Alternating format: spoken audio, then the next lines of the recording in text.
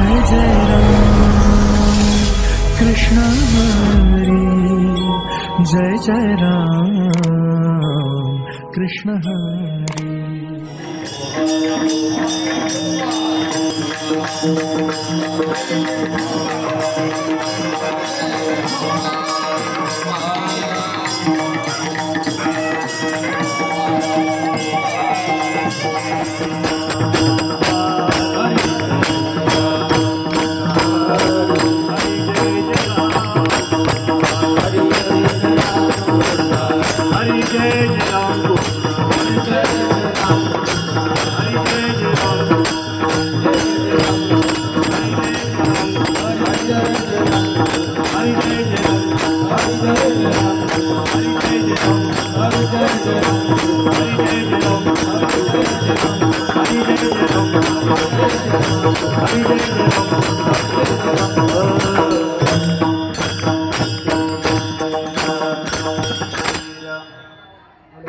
तालोचनी रूप पातालोचनी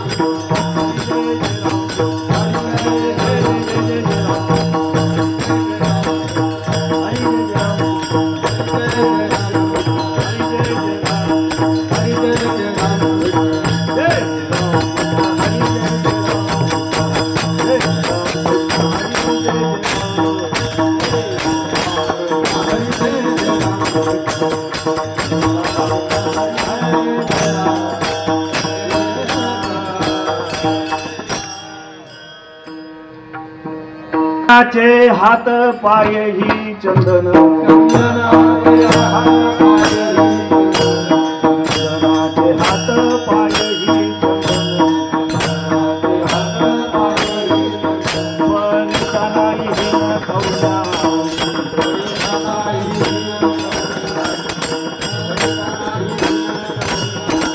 चंदनाचे हात पाय ही चंदन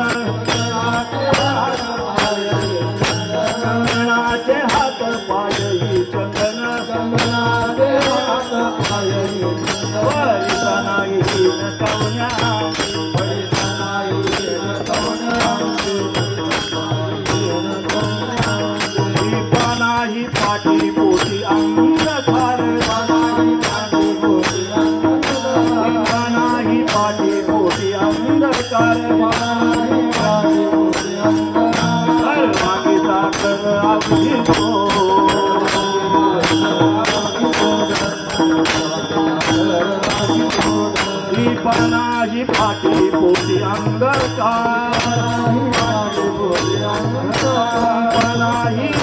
पोटी अंधकार वाकी साखर अवघी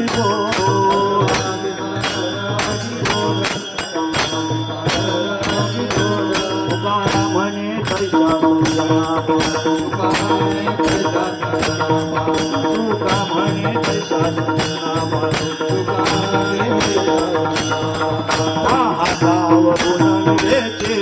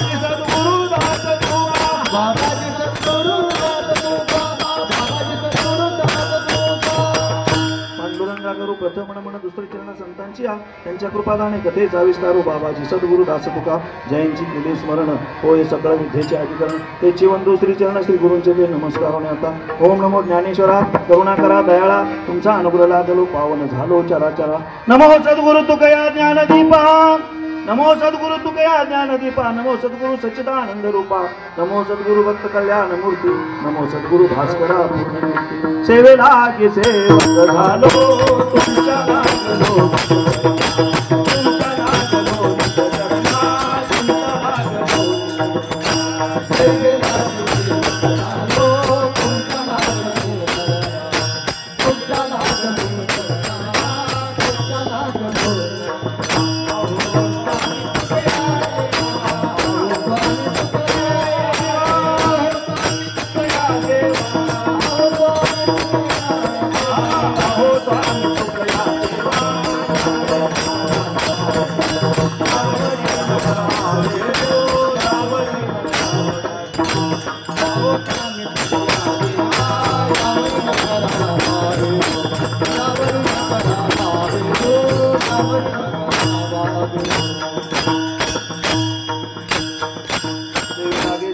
झालो तुमच्या लागलो निजचरणा अहो स्वामी तुझ्या देवा यावरी ना करावे काय माझी वाणी मानेल या संतांशी काय माझी वाणी मानेल या संतांशी रंजू चित्ताशी आपुल्या माझी वाणी तुझे वर्णी गुणामध्ये अशी काही प्रेम का मस्तक हा पायावरी या वारकरी संतांच्या चंदनाचे हात पाय ही चंदनाचे हात पाय ही चंदन परिसानाही ही न कवण्यांगी दीपाना ही पाटी पोटी अंधकार सर्वांगी साकर अवघी गोड तुका म्हणे तैशा सज्जनापासून तुका म्हणे तैशा सज्जनापासून पाहता अवगुण मिळेच ना दीपाना ही पाटी पोटी अंधकार सर्वांगी साकर अवघी गोड विठाला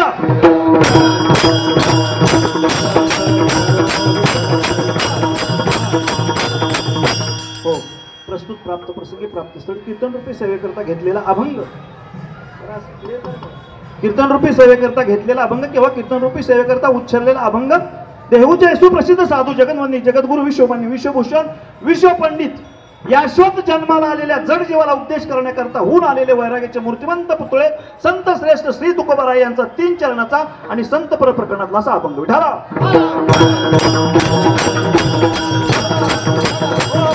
अभंगाचं प्रस्तुत चिंतन करण्यापूर्वी थोडासा आपल्या वारकरी संप्रदायाच्या इंचगिरी रसाळ संप्रदायाच्या पद्धतीप्रमाणे किंवा वारकरी संप्रदायाच्या परंपरेनुसार अभंगाचा सरळ सरळ भावार्थ आपल्या समोर ठेवतो तदनंतर वाक्याचा अध्यय कर्तव्य थोडासा पर्याय देतो आणि नंतर प्रस्तुत चिंतनाला सुरुवात करतो विठाला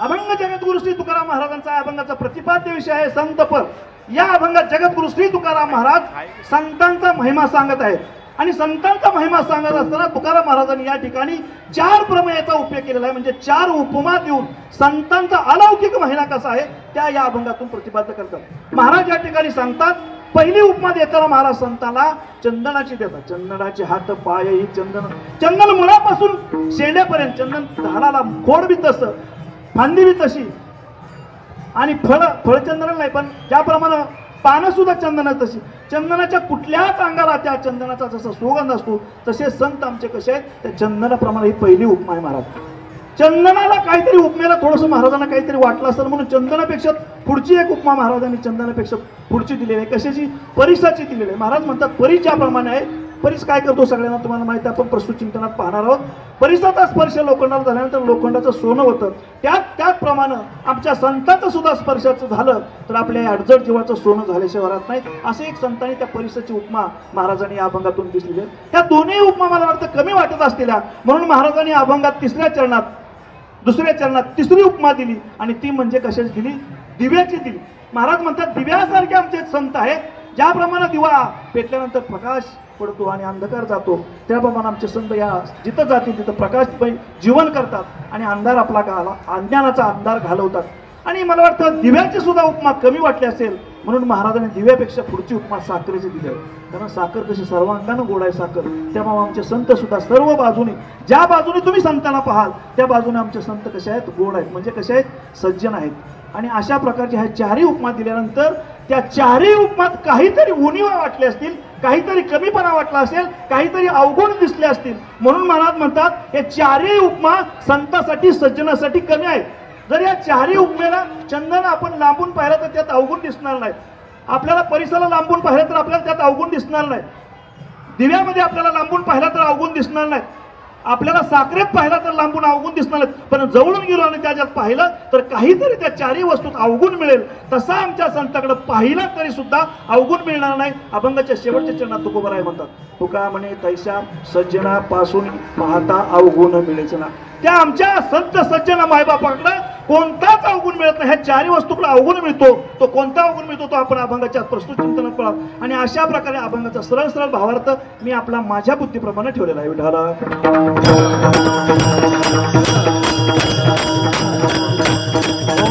इंचगिरी रसाळ संप्रदाय अखंड हरिनाम सप्ताह गेली 45 वर्षे या ठिकाणी अविरतपणे ज्ञान यज्ञाचं काम चालू आहे आणि या ज्ञान यज्ञाच्या कामाची आज माझ्या पहिल्या दिवसाची 4थ्या दिवसाची सेवा वाट्याला आलेला पहिला दिवस आणि कर्तव्य करत असलेला 4था दिवस खरं तर माझा पहिला दिवस होता बाबा परंतु काही अपरिहार्य कारणाचे म्हणजे आता तुम्हाला सगळ्यांनाच माहिती आहे की मी तिकडे झाडू मारायचं काम करतो तिकडे झाडू मारायचं काम आलं मला आणि त्यामुळं मला जावंच लागलं नोकरीला नाही म्हणून चालत नाही आणि मग नोकरीसाठी गेल्यानंतर मी बाबांना विनंती केली जे आपल्या ठाण्यातलं कीर्तनातलं क्षेत्रातलं किंवा शांतीब्रह्म आपण ज्याला म्हणतो, जे वारकरी भूषण आहेत, ते आमच्या सदगीर बाबांना मी विनंती केली. खरं तर माझा शब्द पेलतील असं मला वाटत होतं, पण मला जीभ रेटत नव्हती बाबांना सांगायची की बाबा मला असं असं आलंय. आणि म्हणून मी बाबांना शब्द टाकला आणि बाबांनी माझ्या जागेवरची 30 तारखेची सेवा बाबांनी केली आणि बाबांच्या ऐवजीची त्यांची आजची 2 तारखेची सेवा मी करत. म्हणून प्रथमतः बाबाच्या चरणी लीन होतो. विठाला 42 वर्ष अविरतपणे असलेला हा इंचगिरी रसाळ संप्रदायाचा अखंड हरिनाम सप्ताह ज्ञानयज्ञ आणि त्यातल्या 42 वर्षाच्या आज 4थ्या दिवसाची सेवा माझ्याकडे प्रामाणिक आलेली आहे. या ठिकाणी 42 वर्ष दादानी जे सत्कार्य केलं, दादानी जवळजवळ 92 पूर्वी, मी मगाशीच जगदाळे महाराजांना 2 प्रश्न विचारले, त्याचा उल्लेख मला कीर्तनात मुद्दाम करायचा होता. 92 पूर्वी जे दादानी या ठिकाणी हे रोपटं लावलं, त्या रोपट्याचा असा हा वेग येवलेचे रोप दररोजच तुम्ही कीर्तनात ऐकताय दादांचं गुणगान. आणि त्यांच्या स्मरणार्थ समर्थ सद्गुरू शंकरदादा रसाळ यांच्या स्मरणार्थ चाललेला हा अखंड हरियतपणे सप्ताह ज्ञानयज्ञ, या सप्त्याच्या आज 4थ्या दिवसाची सेवा माझ्याकडे आलेली आहे. जसे काही संत मंडळी ज्ञानोबा तुकोबर आहेत, जशी मला बुद्धी दिली त्याप्रमाणे या अभंगावर बोलण्याचा प्रयत्न करणार आहे. या ठिकाणी जमलेले थोर संत मुनिजन टाळकरी सर्वांच्या चरणी नतमस्तक होतो. आमचे साळुंके बाबा असतील, चांदगुडे काय असतील, गायक महाराजांचं नाव काय माहीत नाही मला, पण सुंदर अशी चाल झाली त्यांची. सर्व विनेकरा बाबापासून आमच्या या टाळकरी बाबापर्यंत 2 चोपदार आहेत, त्यांच्या चरणी नतमस्तक होतो. चंद्रा सूर्यासारखे 2 मृदंगाचार्य आहेत. आज डुंगरे महाराजांना या ठिकाणी सेवा करण्याची संधी माझ्यामुळं आली. माझं परम भाग्य. सुंदर अशी इकडं सुद्धा सूर्यासारखी साथ आहे. हार्मोनियमवर आमचे ज्येष्ठ भजनातले असे थोर हार्मोनियमची साथ करतायत आणि कीर्तनाला आम्ही उभं राहिलो. पण आम्ही कीर्तनकाराला पकवास टाळ आणि कीर्तनकार झाल्यावर कीर्तन होतं का? नाही कीर्तन होत महाराज. अहो आम्ही कीर्तनकार, टाळकरी, पकवाजवाले, पीटी मास्तर, चोपदार एवढं आहे, पण एवढं असून आम्ही कीर्तन सांगायचं कोणाला? मांडवाला. तुम्ही नसल्यावर, अहो तुम्ही जर नसाल या मांडवात तर कीर्तन कोणाला सांगायचं? म्हणून प्रभू तुम्ही महिषाच्या मूर्ती, मी दुबळा अर्पित सेवक, त्याप्रमाणे तुम्ही सर्व संत सज्जन मायबाप या ठिकाणी बसला आहात. मला जवळजवळ 1 तास टाइम आहे. 1 तासात आपण या अभंगाचं प्रस्तुत चिंतन पाहावं. सर्वांच्या चरणी एकदा पुनस्तान नतमस्तक होतो. या ठिकाणी या इंचगिरी रसाळ संप्रदायाचे थोर असं वैभव जे आपल्या अनेक वारकऱ्यांनी या ठिकाणी तयार केलं, ते आमचे तुकाराम भाऊ दादा या ठिकाणी बसले, त्यांच्या चरणी नतमस्तक होतो. अण्णांचं या ठिकाणी आत्ताच आगमन झाले, दर्शनाचा काही योग आला नाही, जाताना दर्शन होईल, पण अण्णांच्या चरणी नतमस्तक होतो. अण्णांच्या, दादांच्या, भाऊंच्या सर्वांच्या कृपा आशीर्वादाने या अभंगावर बोलण्याचा प्रयत्न करतोय. विठाला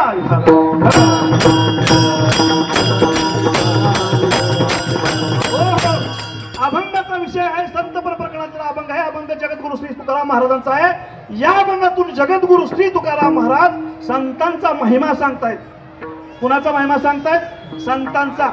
का जगद्गुरु श्री तुकाराम महाराजांना संतांचा महिमा सांगण्याची वेळ आली असेल? ऐका, जगद्गुरु श्री तुकाराम महाराज यांनी आपल्या गात्यामध्ये पंचम वेद आपण ज्याला म्हणतो, त्या गात्यामध्ये अनेक प्रकारची प्रकरणं लिहिली. कोणती करती? उपदेशपर प्रकरण लिहिलं, संत प्रकरण, नामपर प्रकरण, अनेक.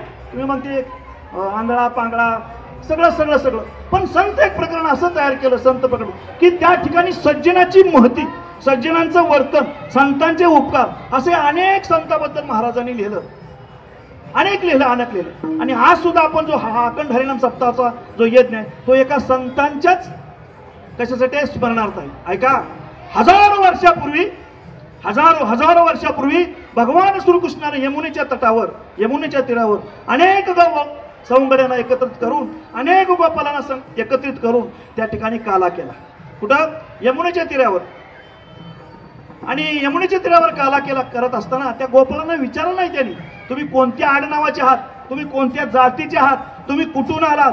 जेवढे गोपाळ भगवान श्रीकृष्णाच्या सानिध्यात आले, नवे ते तर आले त्यांच्या साथीत असणारे, साथीत नव्हते त्या सुद्धा सवंगाड्यांना, गोपाळ्याला भगवान श्रीकृष्णाने एकत्रित केलं आणि त्या यमुनेच्या तीरावर काला केला. संविधानाचा काला केला. संविधान म्हणजे कळते का? संविधान म्हणजे आपण तेच म्हणतो परभणीचं, ते नाही. संविधानाचा काला केला म्हणजे लोकांना समानतेचा अधिकार मिळावा, या अज्ञान जीवाला ज्ञानरूपी जीव व्हावा, यासाठी तो काला केला. हा 1000 वर्षापूर्वी भगवान श्रीकृष्णाने काला केला. त्याचप्रमाणे 700 वर्षापूर्वी चंद्रभागेच्या तीरी वैकुंठ भू पंढरीत आमच्या माऊली महावैष्णव ज्ञानोबरायांनी काला केला. गोपाळाशी लहाया वाटे माझा ज्ञानदेव, गोपाळाशी लहाया वाटे. त्या ठिकाणी सुद्धा आमच्या माऊली महावैष्णव ज्ञानोबरायांनी जात विचारलं नाही, पात विचारलं नाही, धर्म विचारलं नाही, नाव विचारलं नाही, आडनाव विचारलं नाही, सर्व सवंगड्यानं हे सर्व वैष्णवाला मिळवली ही बांधणी.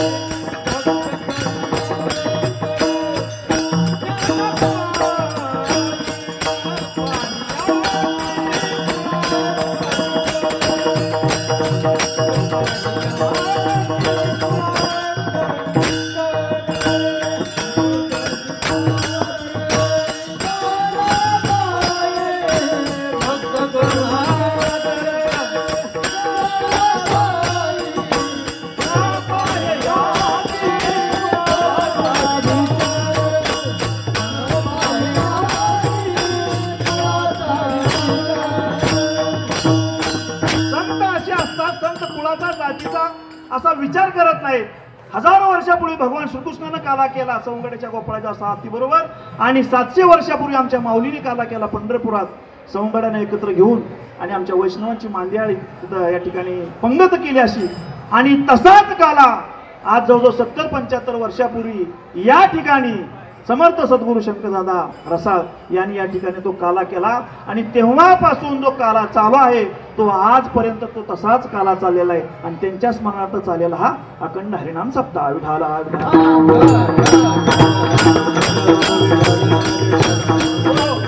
जास्त पर्याय किंवा जास्त चिंतन न करता सरळ सरळ मी अभंगात घुसतो. ऐका, या ठिकाणी जगद्गुरु श्री तुकाराम महाराज या अभंगातून काय करतायत, संतांची महती गातात, संतांचा प्रतिपाद विषय गातात. महाराजांच्याकडे 2 साधक आले, जगद्गुरु श्री तुकाराम महाराजांच्याकडे 2 साधक आले, आणि त्या साधकांनी महाराजांना 2 प्रश्न केले. महाराज, अहो तुमचा गाथा वाचला आम्ही, त्या गाथ्यात अनेक प्रकारचे तुम्ही प्रकरणं तयार केली, पण संत प्रकरण एक आम्ही प्रकरण असं वाचलं, त्या संतांची महती गायली, संतांचे उपकार सांगितले, संतांबद्दल अनेक अनेक तुम्ही त्या गाथ्यामध्ये तुमचे अनेक विचार तुम्ही त्या गाथ्यामध्ये मांडून ठेवले. आम्हाला सांगा महाराज, त्या संतांचं महत्व तुम्ही तुमच्या गाथ्यात कशासाठी लिहून ठेवलं, असा प्रश्न केला. कोणी केला? महाराजांच्याकडे 2 साधक आले. कीर्तन ऐकताना सगळी शांत चित्तानं कीर्तन ऐका, सर्वांगाचे काल म्हणजे कीर्तन सर्व समजल. अभंग छोटा आहे, बरोबर झाला, आपण कीर्तन संपवणार आहोत. महाराजांना ज्या वेळेला त्या साधकाने प्रश्न केला, हे जे संत प्रकरण तयार केलं, या संत प्रकरण संताबद्दलची महती गायली, याचं नेमकं कारण काय महाराज? त्यावेळेला महाराज म्हणतात, बाबा हो, हे मला कशाला विचारतात? जगद्गुरु शंकराचार्य, आद्यगुरु शंकराचार्यांच्याकडे पण अशाच तुमच्यासारखे काही साधक केले, आणि त्या साधकांनी जगद्गुरु श्री तुकाराम महाराज आचार्यांना म्हणजे जगद्गुरु शंकराचार्यांना असाच प्रश्न केला. काय प्रश्न केला? आचार्यजी, अहो आचार्यजी, या भूमीवर इतकं पाप होतंय, या दिवसा डोळ्या खून होतात, मारामाऱ्या, चोऱ्या, बलात्कार, लबाडी, एवढं सर्व या भूमीवर पाप होतंय, आणि एवढं सर्व पाप सहन कशी मृत्यू करते? एवढं सर्व पाप या भूमीवर होते, ही भूमी या पापाचा भार सहन कशी करते? हा प्रश्न आचार्यांना साधकाने विचारले. जगद्गुरु शंकराचार्याकडे आचार्य गेले, आणि हे साधकांना कोण सांगतायत? जगद्गुरु श्री तुकाराम महाराज. कुणाला सांगतायत? कुणाला सांगतायत? मला. त्यांना प्रश्न घेऊन आलेल्या साधकाकडे सांगतायत, बाबा हो, शंकराचार्याकडे असेच तुमच्यासारखे साधक गेले, आणि त्यांनी त्यांना प्रश्न केला, आचार्यजी, ह्या भूमीवर एवढं पाप होतंय, आणि भूमी आपली हे पापाचं ओझं कसं सहन करते? त्यावेळेला शंकराचार्यांनी त्या साधकांना म्हणजे आचार्यांनी साधकांना उत्तर दिलं, तुम्हाला ऐकायचं, ही भूमी पापाचा भार सहन कशासाठी करते? तर ऐका म्हणे, जोपर्यंत ही भूमी पापाचा भार सहन करणार आहे, कुठपर्यंत? तोपर्यंत. ऐका, कुठपर्यंत? महाराज सांगतात, आचार्यजी सांगतात, जोपर्यंत या पृथ्वीवर 7 तत्व आहेत, 7 तत्व, तोपर्यंत भूमी या पापाचा भार सहन करणार. आचार्यजीने विचारलं, कोणते 7 तत्व आहेत सांगा. त्यावेळेला जगद्गुरु शंकराचार्य सांगतात, ऐका बाबा, 7 तत्व जोपर्यंत या भूमीवर आहे, तोपर्यंत भूमी ही भार आपला सहन करणार. कशाचा? पापाचा. ज्या वेळेला ही 7 तत्व नष्ट होणार, त्यावेळेला मात्र भूमी पापाचा भार सहन करणार नाही. त्यावेळेला 7 तत्व जगद्गुरु शंकराचार्य सांगतात. पहिलं तत्व आहे, जोपर्यंत या भूमीवर गाय आहे, तोपर्यंत भूमी आपला पापाचा भार सहन करणार. दुसरं तत्व आहे, जोपर्यंत या भूमीवर वेद आहे तोपर्यंत भूमी आपला पापाचा भार सहन करणार. तिसरं तत्व आहे, जोपर्यंत त्रिपाठी ब्राह्मण या भूमीवर आहे तोपर्यंत पृथ्वी आपला या पापाचा भार सहन करणार. चौथं तत्व आहे, जोपर्यंत या भूमीवर निर्लोभी आहे तोपर्यंत भूमी आपला पापाचा भार सहन करणार. पाचवं तत्व आहे, जोपर्यंत दानशूर या भूमीवर आहे तोपर्यंत पृथ्वी आपल्या पापाचा भार सहन करणार. सहावं तत्व आहे, जोपर्यंत या भूमीवर पतिव्रत आहे तोपर्यंत भूमी आपल्या पापाचा भार सहन करणार. आणि सातवं तत्व आचार्य सांगतात, जोपर्यंत या पृथ्वीवर सज्जन आहे तोपर्यंत पृथ्वी आपला पापाचा भार सहन करणार. विठाला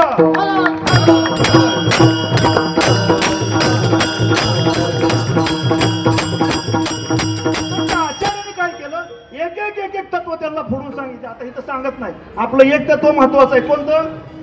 शेवटचं तत्व सज्जन. आपण अभंगाकडे यायचं आहे. सगळ्या तत्वांचा विश्लेषण महाराजांनी आचार्याने त्या साधकाला सांगितलं. कुणी? आद्य गुरु शंकराचार्य. गायी जोपर्यंत या भूमीवर आहे, गायी ऐकून घ्या, आपण सगळे हिंदू आहोत. हिंदू, मी जर हा मुद्दा प्रत्येक ठिकाणी मांडतोच, आपण सगळे हिंदू म्हणून घेतो. आता इथलं नाही सांगत, गावाकडचं सांगतोय. की अभंग आपल्या कीर्तनातला विषय नाही पण सांगतो. चालू आहे का ते? बरं असू द्या, त्याला काय हरकत नाही, प्रसारण झालं तरी. आपण सर्व हिंदू म्हणून घेतो. गावाकडे आपले शेतकरी बांधव आहे. शंकराचार्य जर सांगत असतील जोपर्यंत गाय आहे तोपर्यंत पृथ्वी भार सहन करते, तर त्या गायला आपण कसं सांभाळलं पाहिजे? आम्ही एक ठिकाणी तपासाला गेलो होतो. तपासाला म्हणून म्हणलं मी कीर्तनाचा भाग नाही. आणि तपासाला गेल्यानंतर आम्ही त्यांना विचारलं. कोणाला विचारलं? त्या लोकांना विचारलं. त्या लोकांना की हे तुम्ही गायला असं मारता का? त्यांची गायला मारण्याची पद्धत वेगळी आहे महाराज. ऐका, गायला कसं मारलं जातं. गायचे हातपाय, आपले पाय, शेपूट आणि तोंड पूर्ण बांधलेलं असतं. गायीच्या अंगावर, जिवंत गायीच्या अंगावर उकळतं पाणी टाकलं जातं.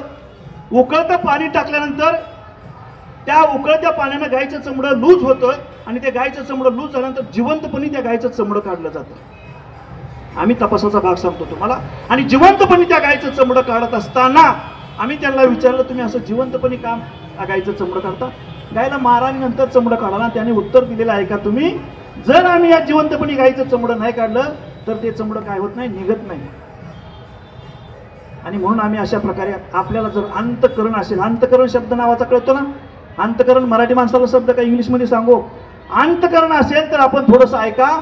आपण नख काढतो, नख बोटाची, कुणी नील कटरनं काढत असेल, कुणी ब्लेड न काढत असेल. ब्लेड लागतं, कधी नील कटर लागतं. थोडंसं नकाला जर ब्लेड किंवा नील कटर लागलं आपल्याला कितीतरी वेदना होतात, कितीतरी. एवढा जरी कीर्तनातून संदेश घ्याला ना आख्या शेतकरी बांधवांना तरी भरपूर. नील कटर नख काढताना आपल्याला थोडंसं रक्त आलं, जिबाळी लागली तर आपल्याला किती वेदना होतात. विचार करा, त्या गायीला जिवंतपणे अंगावर गरम पाणी टाकू टाकू टाकू तिचं चमड फुगवतात, जिवंतपणे तिच्या अंगावरची चमडी काढतात, जिवंतपणे तिच्या अंगावरची चरबी काढतात आणि नंतर तिचा गाळा काढतात.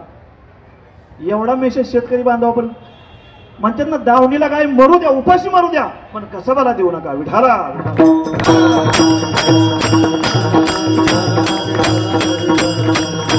शंकराचार्य सांगते की जोपर्यंत या पृथ्वीतलावर गाय आहे तोपर्यंत पृथ्वीतल आपला काय करणार, भूमी पापाचा भार स्वीकारणार. मग हे पाची तत्वांचं विश्लेषण करून सांगितलं, गायीचं विश्लेषण करून सांगितलं. त्रिपाठी ब्राह्मणाचं, त्रिपाठी ब्राह्मण कोणाला म्हणायचं? जो सकाळ दुपार संध्याकाळ साधना करतो तो त्रिपाठी, त्याला ब्राह्मण म्हणायचं. आता ब्राह्मण भरपूर आहेत, आपल्याला त्यांच्याविषयी बोलायचं नाही. वारकरी पण भरपूर आहेत. वारकरीची त्रिपाठी संध्या आहे. सोळंकी महाराजांना एक संध्या सोळंकी महाराजांची पाठ आहे, आमची एक संध्या पाठ आहे, पण मधली संध्या आमची पाठ नाही. सगळ्यांच्या 3 संध्या पाठ नसा. सकाळी उठल्याबरोबर काकडा असावा, दुपारी गाथा भजन असावं, संध्याकाळी हरिपाठ असावं. हे आपल्या वारकऱ्याचं त्रिपाठी साधन आहे. तशी ब्राह्मणाची त्रिपाठी संध्या असती. 3 वेळेला तो साधना करतो, त्याला त्रिपाठी ब्राह्मण म्हणायचं. त्रिपाठी ब्राह्मण जोपर्यंत आहे तोपर्यंत पृथ्वी आपला पापाचा भार सहन करणार आहे. तिसरं तत्व सांगितलं, जोपर्यंत या पृथ्वी तलावर वेद आहे. वेद आणि ऐकून घ्या, वेद भगवान श्रीकृष्णाने त्या शंकासुरानं वेद काय केला होता, चोरून घ्या महाराज वेद.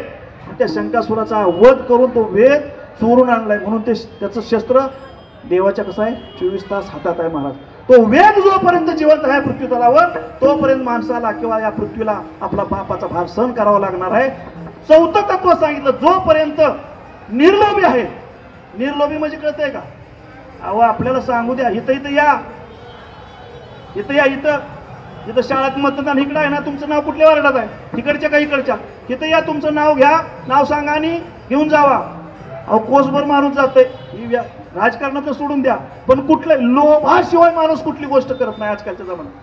कुठलाही लोभ असल्याशिवाय, कुठलाही स्वार्थ असल्याशिवाय माणूस करत नाही. जोपर्यंत या पृथ्वीतलावर निर्लोभी, मी म्हणतोय आका, गावात एखादं घर परमार्थिक असतंय, मी सांगतोय ते नीट लक्ष द्या. गावात एखादं घर परमार्थिक असते, तालुक्यात एखादं गाव परमार्थिक असते, जिल्ह्यात एखादा गाव आपलं जिल्ह्यात एखादा तालुका परमार्थिक असतो, राज्यात एखादा जिल्हा परमार्थिक असतो, देशात एखादं राज्य परमार्थिक असते. म्हणून ही पृथ्वी आपला पापाचा भार सहन करते. म्हणजे कुणीतरी निर्लोभी आहे म्हणून ही पृथ्वी दळमळत नाही. चला पुढे, त्याच्या पुढचं तत्व आहे निर्लोभीच्या पुढचं, दानशूर. तुम्ही आम्ही दानशूर करत नाही. तुम्ही आम्ही घरात किती 1000चा ती काय म्हणते ती केक आणू, 30+ला किती पैसे, पण सप्तेच्या ठिकाणी वर्गणी द्या म्हणलं 10 किंवा 100 लय झालं, बा झालं. लय कळकळीचा वारकरी असेल तर 500 रुपये पडेल. जोपर्यंत दानशूर या पृथ्वीतलावर आहे तोपर्यंत या पृथ्वीला पापाचा भार सहनच करावा लागणार आहे. आणि शेवटचं तत्व 2 सांगितली महाराज, जोपर्यंत पतिव्रता आहे, पतीच्या मता आपण सर्वनी पतिव्रता. आपल्याला वाटतं हे 6 तत्व म्हणजे कुठंतरी नसते, नाही आहेत म्हणूनच चाललंय. समान पार्ट आहे म्हणून ही पृथ्वी आपल्या पापाचा भार सहन करते. पाप काय आपलं थोडं नाही, अवलय पाप आहे. मुंगी सुद्धा आपल्या पायाखाली दिवसभर किती भरतात हे आपल्याला कळत नाही. भरपूर पाप आहे महाराज. जोपर्यंत पतिव्रता आहे तोपर्यंत या पृथ्वीवर आपला पापाचा भार सहन करणार आहे पृथ्वी. आणि शेवटचं महाराजांनी सांगितलं, जोपर्यंत सज्जन आहेत, संत आहेत, तोपर्यंत पृथ्वी या पापाचा भार सहन करणार आहे.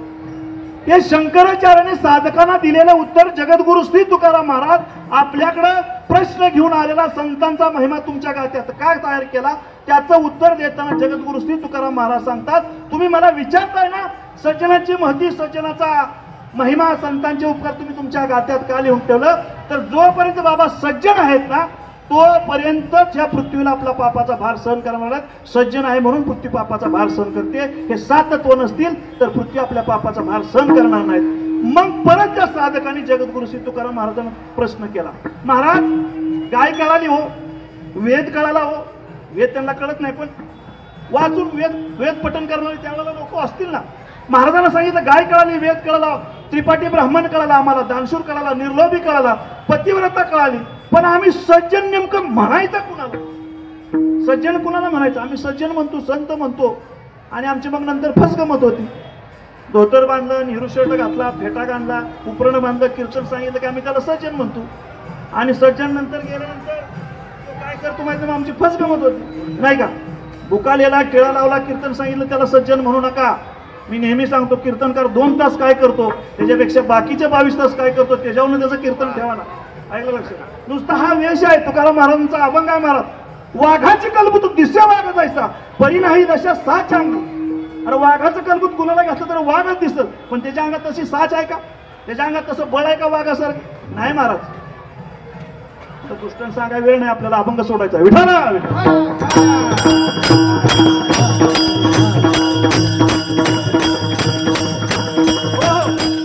गावाला दुष्काळ पडला, दुष्काळ. आणि दुष्काळ पडल्यानंतर एकानं गाढव पाळला होता, गाढव.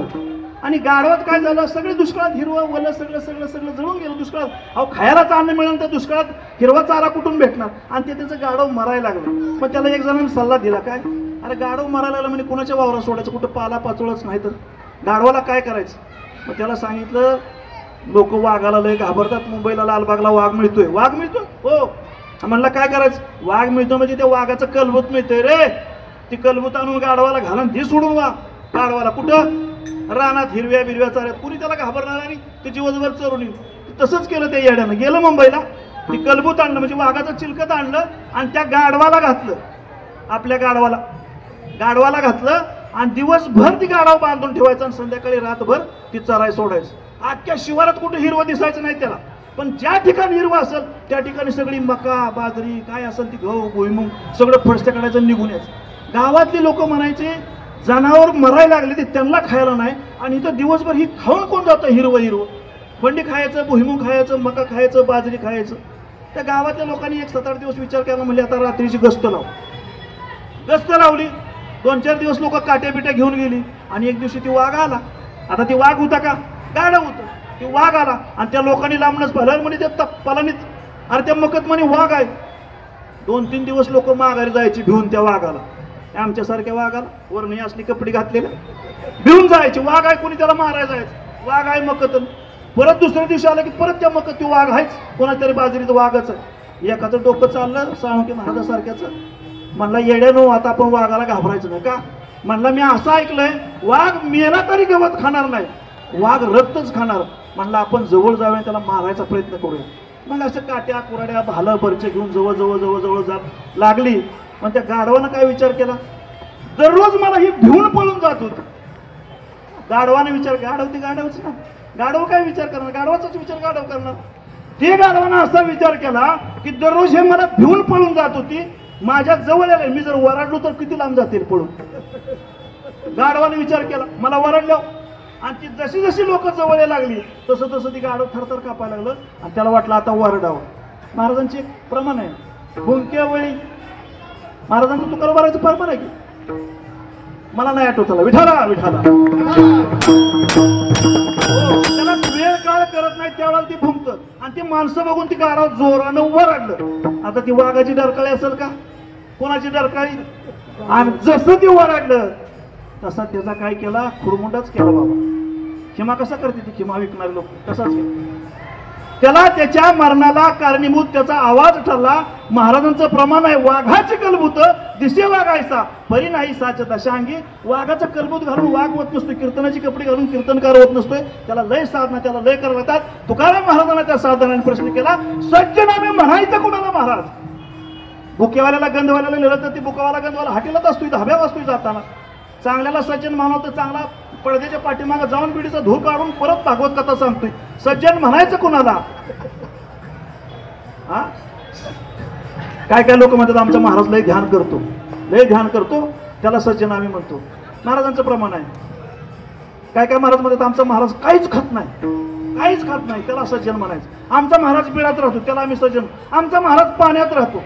तुकाराम महाराजांनी सगळी प्रमाण दिलेली, सगळी प्रमाणं दिलेली आहेत. सापाचं दिले, बदकाचं दिले, सगळी प्रमाणं दिलेत महाराज. अहो जर बिळात राहतोय म्हणून त्याला जर आपण, किंवा गुहेत राहतोय म्हणून त्याला जर, उंदीर बी गुहेतच राहतोय. पाण्यात राहतोय म्हणून तर पाण्यात तर मासा बी राहतोय. पण ते सगळं तसं नाही. सज्जन नेमकं मग म्हणायचा कुणाला? महाराज तुम्ही या तुमच्या पंचमवेदात गाथ्यामध्ये तुम्ही सज्जनाचे अनेक प्रकरण आम्हाला सांगितली, समजून सांगितली. तुम्ही आम्हाला प्रत्यक्ष सज्जन समजून सांगितला, प्रत्यक्ष सज्जन आम्हाला समजून सांगितला, अनुमानानं सांगितला, अनुमानानं सांगितलं, शब्दानं सांगितला. काय सांगू आता, संतांचे उपकार किंवा संत संगतीचा थोर लाभ झाला, असे संतांचे तुम्ही शब्द सांगितले, आम्हाला अनुमान दिले. पण ह्या अनुमानानं ते सज्जन आम्हाला कळत नाही.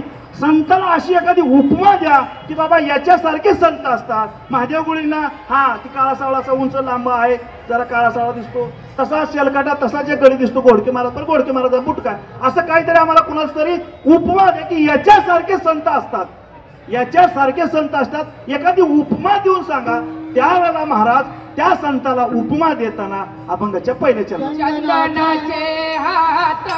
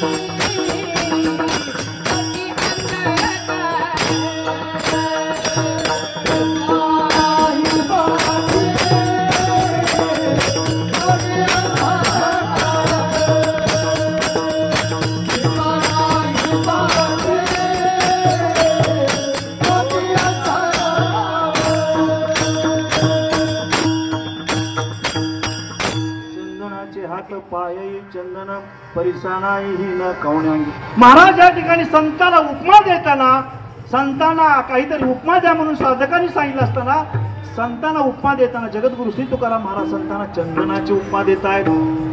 ज्याप्रमाणे चंदन आहे, चंदनाचे हात पायही चंदन, ज्याप्रमाणे चंदन गुड्यापासून शेंडापर्यंत असा चंदन सुगंधित आहे, त्याप्रमाणे आमचे संत चंदनासारखे आहेत. आता चंदनाचे ज्या अर्थी उपमा साधूला, सज्जनाला, संताला दिली, म्हणजे चंदनाकडे काहीतरी गुण असतील ना, ते गुण आपण पाहिले पाहिजे. ऐका, चंदनाचे 3 गुण आहेत, एक एक गुण आपण पाहू. चंदनाचा पहिला गुण आहे चंदनाचा, चंदन काय करतो, जर तापलेली तेलाची कढई असेल, तापलेली तेलाची जर कढई असेल आणि त्या तापलेल्या उकळत्या तेलाच्या कढईत जर बुंदभर मलयगिरी चंदनाचा एक थेंब जरी टाकला, बुंद जरी टाकला, तर ती तापलेली कढई तेलाची एकदम शांत होते. एवढा चंदनात गुण आहे. पहिला गुण सांगतो चंदनात. दुसरा चंदनाचा गुण असा आहे, चंदन आपल्या भोवती जे जे झाडं येतात, आपल्या सोबती किंवा आपल्या कक्षेत जेवढी झाडं येतात त्या सर्वांना आपला सुगंध देतो. चंदन काय करतो, त्या सर्वांना आपला सुगंध देतो. आणि तिसरे महाराज चंदनाचा गुण आहे, चंदन काय करतो, स्वतः झिजतो आणि दुसऱ्याला शीतल करतो.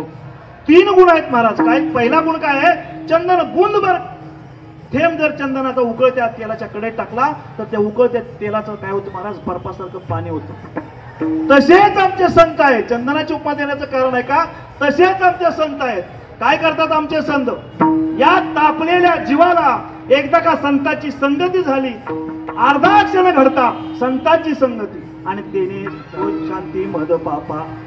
एक अर्धा क्षण जरी संतांची घडली ना, तर त्या जशी तेला त्या कढईत तापलेली बुंदभर चंदनाच्या थेंबानं जशी शांत होशी ना, तसा आपला हा जीव शांत होतो.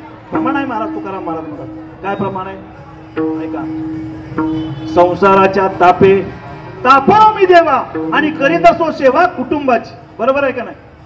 माझं तर तसंच आहे. तुमचं कसं आहे गोडके महाराज? संसारात ताप आहे का सुख आहे? कसं आहे? ताप आहे ना. हा, मला तरी आहे. तुमचा कसा कसा अनुभव आहे बघा, तुमचं तुम्ही घरी गेले होता तपासून. महाराज म्हणतात संसाराच्या तापे तापलो मी देवा आणि करीत असो सेवा कुटुंबाची. आपण आयुष्यभर कुटुंबाची सेवा करतोय.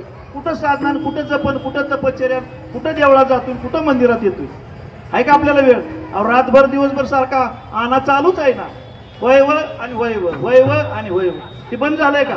या संसाराच्या तापलेल्या जीवाला एकदा का त्या संताच्या सानिध्यात तुम्ही गेला ना महाराज, एक अर्धा क्षण जर घडलं ना, तर आपला हा जीव शांत होतो महाराज. तसं चंदनाचा गुण आहे ना शांत, तसा या संतांचा गुण आहे. आपण जर त्यांच्या सानिध्यात गेलो तर संत सुद्धा तापलेल्या जीवाला काय करतात, शांत करतात. पहिला गुण झाला. दुसरा गुण काय, जे जे झाडं, जे जे वृक्ष त्या संतांच्या आपल्या चंदनाच्या सानिध्यात येतात, त्या सर्वांना चंदन आपल्यासारखा सुगंध देऊन चंदन त्यांना आपल्यासारखा सुगंध देतो महाराज. तसेच संत सुद्धा आहेत.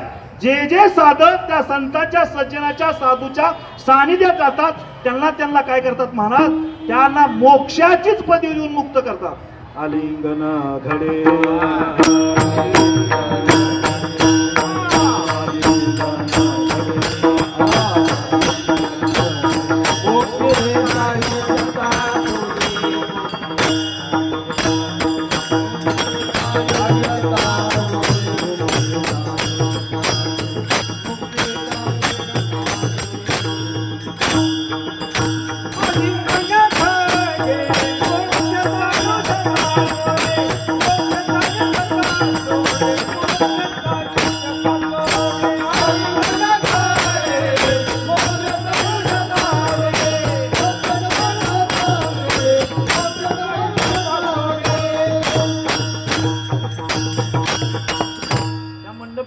कारण, तुम्ही आम्ही इथं जमायचं कारण, विना पारायण कीर्तन करायचं कारण काय? म्हणजे हे सगळं कशामुळे झालंय? अहो संतांमुळे झालंय ना, समर्थ दादांच्या मुळे सगळं घडलंय ना हे.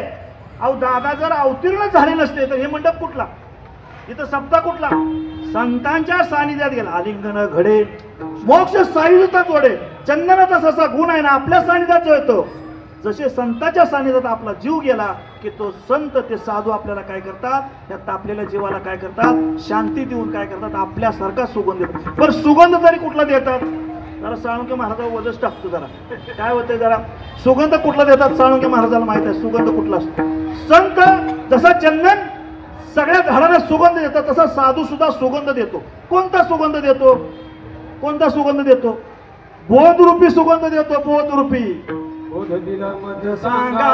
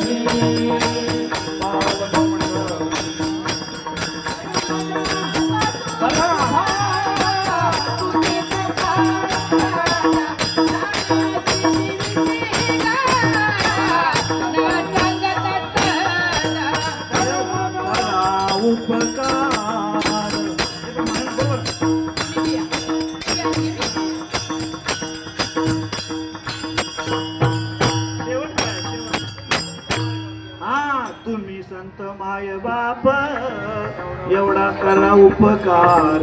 असं आहे. बोध रूपी सुगंध आपल्याला देऊन संत आपल्याला त्या सुगंधाच्या सानिध्यात घेतात.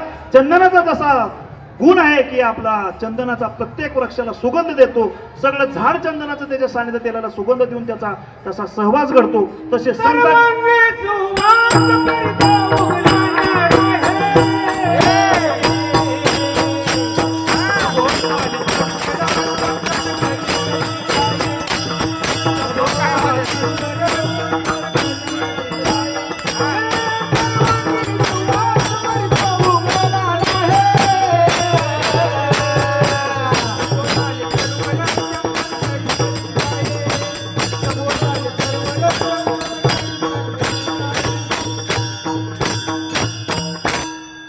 ज्याप्रमाणे चंदन सुगंध आपल्या कक्षी देणारा सर्व वृक्षांना देतो, त्याप्रमाणे संत सुद्धा काय करतात, आपल्या सानिध्यात आलेल्या सगळ्यांना बोधरूपी सुगंध देऊन त्यांना काय करतात, त्यांचा जीव मुक्त करतात. मुक्त हा दुसरा झाला. तिसरा झाला. पहिला गुण आहे की शांत करणं जीवाला, संतांचं काम आहे. चंदन तापलेल्या तेलाला शांत करतो, बुंदभर शांत. दुसरा गुण आहे आपल्या सानिध्यात आलेल्या सर्व झाडांना चंदन काय करतो, आपल्यासारखा सुगंध देतो. आणि तिसरा गुण आहे महाराज, चंदन स्वतः झिजतो आणि काय करतो, दुसऱ्याला शीतलता देतो. स्वतः झिजतो चंदन, काय करतो, स्वतः झिजतो. अभ्रकाच्या साठी पंते हाती धरिली पाठी, किंवा काय करा, पुढचं हे जन न दे कवी डोळा, येतो कळवला म्हणून या. अलग लक्षात. संतांचा अवतारच आहे. अवतार तुम्हा धराया कारण उद्धाराया जन जड जेवण. हे जन बुडत चाललंय म्हणून महाराज संत काय करतात, आपल्याला बुडत चाललेल्या जनाला किंवा आपल्याला वाह्यात चाललेल्या अज्ञानाकडे चाललेल्या जगाला ज्ञानाकडे आणून काय करतात महाराज. जसं चंदन काय करतात, चंदनाचा तिसरा गुण सांगितला मी तुम्हाला, तिकडून जरा जास्तच आवाज येतो नाही.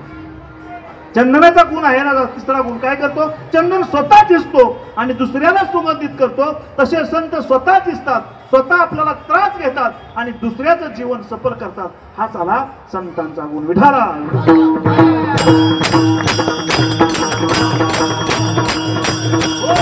त्या साधकाने जगद्गुरु श्री तुकाराम महाराजांना प्रश्न विचारला होता की त्या संतांचं वर्णन कशा.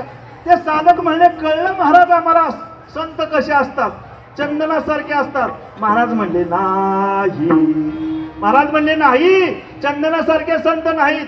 परत साधकाने विचारलं, चंदनासारखं आता तर तुम्ही सांगितलं 3 गुणांना चंदन युक्त आहे, तसे 3 गुणांना संत युक्त आहे, चंदनासारखे संत आहेत. तुम्ही सांगितलं चंदनाचे हात पाय, आणि तुम्ही सांगता की चंदनासारखे नाहीत. हो, चंदनाकडे जसे चांगले गुण आहेत तसे चंदनाकडे काही अवगुण म्हण आहेत, म्हणून चंदनासारखे संत नाही. मग चंदनाचे काय अवगुण आहेत महाराज सांगा आम्हाला. त्यावेळेला महाराज सांगतात, चंदनाचे अवगुण 3 आहेत. चंदनाजवळ जर जायचं झालं महाराज तर काय काढावं लागतं, पहिले काढून सापाचे वेडे. कुठेही जा तुम्ही, कुठल्याही चंदनाजवळ जावा, अगोदर ते सापाचं वेड काढावं लागतं. सापाचे वेड म्हणजे तिथं थोडक्यात आपण त्या दुःखाच्या जवळ जाऊ शकत नाही. सुखाची प्राप्ती करण्यासाठी आपल्याला दुःख आढळून म्हणजे चंदन काय आहे, चंदनाचा अवगुण पहिला आहे, सापाचं वेड असतात तिथं, पहिला अवगुण. दुसरा अवगुण असा आहे, चंदन सर्व झाडांना सुगंधित करत नाही किंवा सर्व झाडांना चंदनाचा सुवास लागत नाही. त्यामध्ये एक केळीचं झाड आहे, एक हिंगाचं झाड आहे, हिंग हिंग करतो ना हिंग, आणि तिसरं झाड आहे कशाचं, बांबूचं. हा 3 झाडांना करत नाही. थोडा विस्तार करून सांगतोच तुम्हाला, मग आपण दुसरी चंदन जसा वेळ असेल तसं बघू. ह्या 3 झाडांना मात्र चंदन काय करत नाही, सुगंध देत नाही. कोणत्या कोणत्या, एक केळीच्या झाडाला, एक हिंगाच्या झाडाला, आणि एक तिसरं झाड आहे बांबू. पहिलं झाड तुम्हाला सांगतो हिंग, हिंगाचं झाड आहे. पहिले हिंगाची झाडं होती, आपण काय बघितलं नाही, आपण वाचल्याला सांगतो. तुम्ही बघितले हा हिंगण बेट का, हा मग ती मी पण पाहिलं.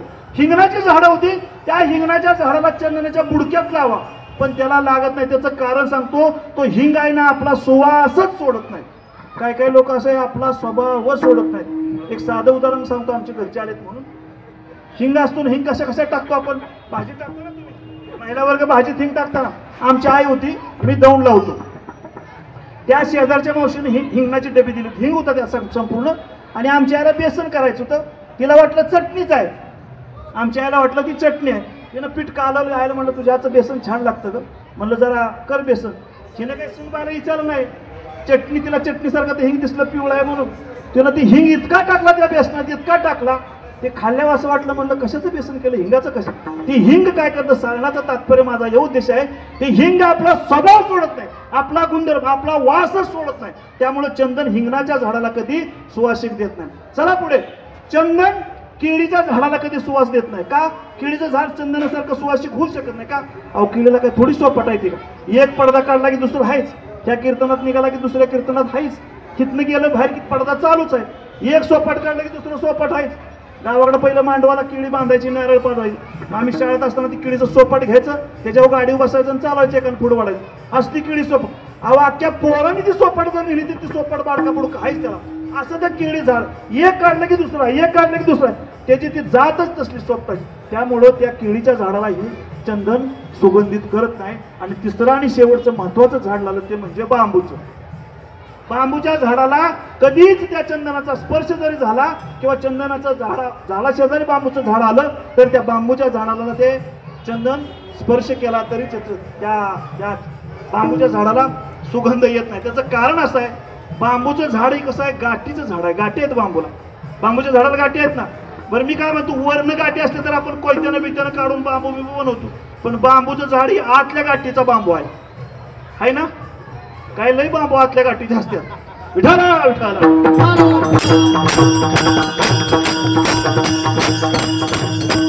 हो, महाराज म्हणतात चंदनाकडे हे अवगुण आहे.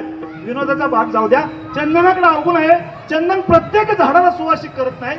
चंदनाच्या जवळ जायचं झालं तर सापाचे वेडे काढावे लागतात. म्हणून चंदनाकडे हे 3 अवगुण आहेत. तसे आमच्या संतांकडे अवगुण नाही, म्हणून चंदनाची उपमा कमी वाटली संताला द्यायला. म्हणून महाराजांनी अभंगाच्या पहिल्या चरणाच्या द्वितीय उत्तरार्धात दुसरी उपमा दिली, परिसा नाही न कवन्या. महाराज म्हणतात चंदनाची उपमा महाराज संताला कमी वाटली म्हणून परिसाची उपमा दिली. परिस काय करतो तुम्हाला माहित आहे? परिस काय करतो? परिस आपल्या सानिध्यात आलेला किंवा परिसाचा स्पर्श जर लोखंडाला झाला तर काय होतं महाराज? लोखंडाचं सोनं होतं. तसं परिसासारखे आमचे संत आहेत. चंदनाची उपमा कमी वाटली म्हणून परिसाची दिली. परिस कशा आहेत? लोखंड लावलं की सोन, लोखंड लावलं की सोन. परिस तुम्ही पाहिलाय का? कुणी आपण ऐकून आहे, तुम्ही कुणी पाहिलाय का? नाही. परिसा भागवताची कहाणी सांगितली जाते. परिसा भागवताची सांगाय नको, तुम्हाला सगळ्यांना माहित आहे. परिसा भागवत त्या पंढरपुरात सांगाय नको म्हणते महाराज सांगते विठाला विठाला. ऐकले असते तरी परत एकदा ऐका. परिसाचं चटून परिस काय करतो? लोखंडाचं सोनं करतो. त्या पंढरपुरात एक परिस नावाचा भागवत राहत होता आणि तो विठ्ठलाच्या कधीच पाया पडायला जात नाही, कधीच नाही. तो रुक्मिणी आई साहेबाचा निष्ठावंत भक्त होता. पण एवढी दरिद्री एवढी दरिद्री एवढी दरिद्री महाराज, आणि दररोज नित्याने म्हणतो पाया पडायला जायचं. कुणाच्या?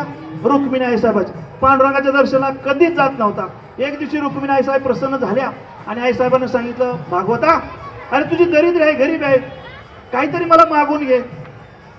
त्याने काही मागितलं नाही, काहीच नको म्हणलं. आई साहेब काय करायचं आहे, गरिबी परिस्थिती बरी आहे आणि मग काहीच मागत नाही. म्हणून रुक्मिणी आई साहेबांनी सांगितलं त्याला तू डोळं झाक. डोळे झाकायला सांगितले आणि डोळे झाकल्यानंतर त्याच्या हातात परिस ठेवला आणि त्याला डोळे उघडायला सांगितले त्या परिसा भागवताला आणि सांगितलं, भागवता हा परीस घेऊन जा, हा परीस घेऊन जा, सोनं कर लोखंडाचं आणि तुझा संसार सुखाचा कर. भागवताने ते सोनं परीस घरी नेला. बायकोला सांगितलं, पत्नीला सांगितलं, काय आहे हा परीस. त्याच्या पत्नीचं नाव होतं कमळाबाई. ही कमळाबाई नव, परिसा भागवताची मंडळी कमळाबाई, त्याच्या पत्नीचं नाव होतं कमळाबाई. तिनं सांगितलं, अगं सोनं होतं लोखंडाचं, देवीनं परीस दिला मला रुक्मिणी आई साहेबाने. आता आपली गरिबी जाणार, आता आपली दलिंद्री जाणार, आता आपण श्रीमंत होणार. आणि मग काय सांगायचं तुम्हाला महाराज, ही गोना आपला राजाई माता त्या परिसर सगळे लोखंड गोळा करायला, पत्रा लोखंड आण, गल्लीतला आण, बोळात आण, सगळं सगळं सगळं. आणि तेवढ्यात विठाला विठाला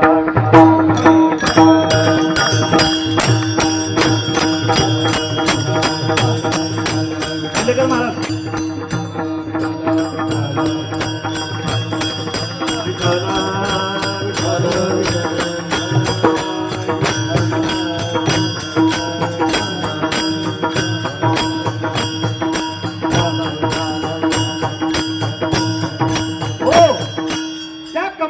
परीस दिल्यानंतर परिसानं सांगितलं आणि कमळाबाईनं सगळं लोखंड वगैरे गोळा केलं आणि असं लोखंडाचा ढीग लावला. आणि तेवढ्यात नामदेवरायची पत्नी, काय तिचं नाव, राजाई साहेब. राजाई आई साहेब कुठल्याही माऊलीला किंवा बाईला म्हटलं तर मोह आवरत नाही. एखादी नवीन साडी जरी घेतली तरी शेजारीला कवा दाखवीन आणि मग नेशील, ते आमच्या कारभारीने मोहच आवरत नाही. नाकाती नथ घेतली तरी मोह आवरत नाही, पंजान घेतलं तरी मोह आवरत नाही. मग तिने आपलं गपचूप त्या लोखंडाला लावून सोनं करून घ्यायचं का नाही. ती कुणाकडे गेली, राजाई आई साहेबाकडे गेली. अगे राजाई म्हणले, बघ रुक्मिणी आई साहेब प्रसिद्ध झाल्यात, प्रसन्न झाल्यात आणि आमच्या कारभाराला काय दिलाय. ती राजाई माता म्हणते, काय याचं काम काय. अगं हे लोखंड लावल्यावर सोनं होतं. आणि मग राजाई साहेब धडा धडा धडा धडा रडायला लागल्या. अगं बघ म्हणे, माझा नवरा त्या शिवी दिली कुणाला, पांडुरंगाला. रात्रंदिवस त्याच्या संघ आहे, रात्रंदिवस त्याच्या संघ पांडुरंगासोबत रात्रंदिवस आहे. आणि तरी माझ्या नवऱ्याला विठ्ठल काहीच प्रसन्न होत नाही, काहीच देत नाही. तुला एक काम करते का म्हणे, तुझ्यापेक्षा माझी दलिंद्र आहे ग, माझी लईच गरीब परिस्थिती, थोडासा आजच्या रात्री पुरता देते का, मी सगळं करते आणि तुला सकाळी परीस नेऊन देते. आणि मग ती राजाई साहेबांनी परीस आणला आणि राजाई साहेबांनी सगळं गोळा करून ते सगळं लोखंड घरातलं जिन्यावरचं माळावरचं सगळं लोखंड गोळा करून त्या अशी लावणार. तेवढ्यात मग नामदेवरायची स्वारी आली आणि नामदेवरायने विचारलं, हे काय चाललंय. म्हणले, परीस आहे परीस, सोनं करतोय सोनं. ही तुला वस्तू दिली कुणी म्हणे, ही अवदसा तुला आठवली कुणी. म्हणून तो दिलेला परीस नामदेवरायांनी घेतला, उमऱ्या उभा राहिले, गर्र दिशी फिरवला आणि कुठे टाकला, वाळवून. विठाला विठाला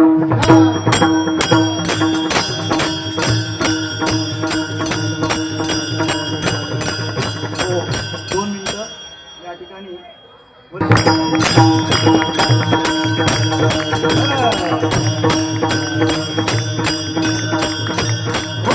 आपला मुद्दा कुठं होता. नामदेवरायांनी तो परीस घेतला आणि चंद्रभागेत फेकून दिला. आणि इकडं सकाळ उजडली आणि कोण आलं, कमळाबाई आली. कोण कमळाबाई, परिसा भागवताची मंडळी.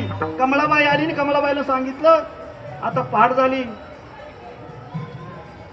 राजाईकडं परीस आणला पाहिजे. म्हणून ती राजाईच्या घरात गेली तर राजाई जोरात रडायला लागली महाराज. आणि राजाईना म्हणाली, अगं राजाई का रडते, आजचे दिवस नाही 2 दिवस ठेवून घे परीस, पण रडू नको. आणि मग त्या बाईनं तिची व्यथा रडून हुंदके देऊन सांगितली, अगं तुझा परीस देणार कुठून म्हणत नाही, 8 दिवस जरी ठेवला तरी माझ्या पतिदेवाने तुझा परीस चंद्रभागेत फेकून दिला.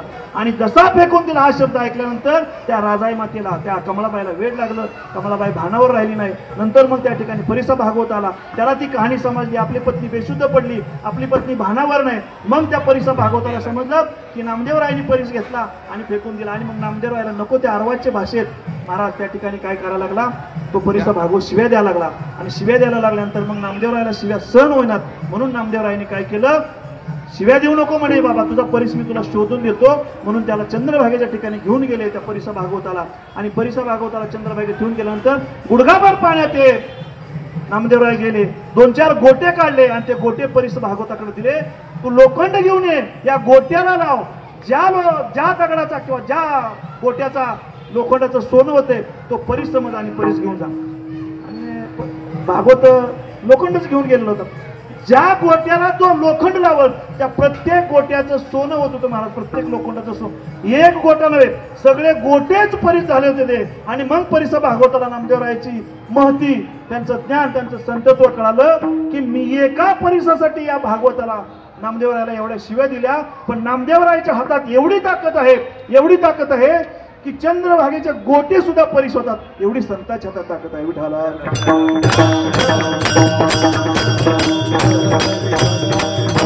महाराज म्हणतात परिसा नाही न कवल्या. महाराजांनी परिसाची उपमा दिली. का परिसाची उपमा? परिसाचा स्पर्श झालेल्या लोखंडाचं सोनं होतं, तसा संतांचा स्पर्श कृपा कटाक्ष निहाळी. हा, आपल्या पदावर संत आपल्याला बसवून देतात नुसत्या कृपा कटाक्षानं पाहिल्यानंतर. त्याप्रमाणे या परिसासारखे आमचे संत असतात असं महाराजांना सांगितल्यानंतर महाराज म्हणले कळलं आम्हाला संत कसे असतात, परिसासारखे असतात. महाराज म्हणले नाही. का? परिसाचे मी तुम्हाला दर्शनी बाजू सांगितलेले आहे. मी जर ब्रह्म्याला ब्रह्म कसा आहे, आकाश एवढा आहे असं जर सांगितलं तर तुम्हाला आकाश आणि ब्रह्मातला फरक कळत का नाही? ही दर्शनी उपमा आहे, पण ब्रह्म आणि आकाशामध्ये तफावत आहे महाराज. ही परिसाची उपमा दिली, पण परिसाच्या ठिकाणी सुद्धा काय आहे, अवगुण आहे महाराज. म्हणून आमचे संत परिसाची सुद्धा उपमेला काय आहेत, कमी आहेत महाराज, जास्तच आहेत. मग परिसाकडे कुठले अवगुण आहेत महाराज सांगतात?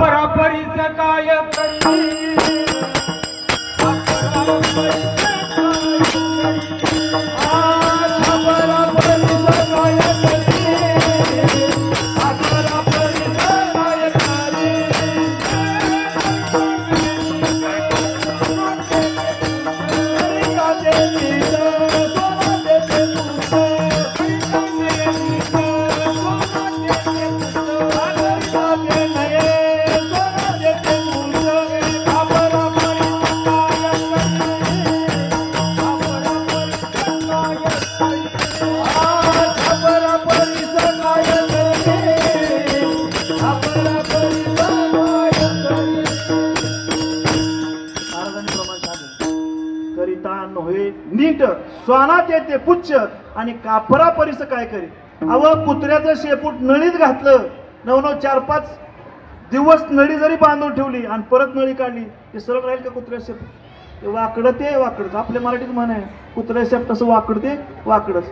तसं परिसाचा एक अवगुण महाराज सांगतात. परिस काय करतो, लोखंडाचं सोनं करतो, पण परिस लोखंडाला परिस करत नाही महाराज.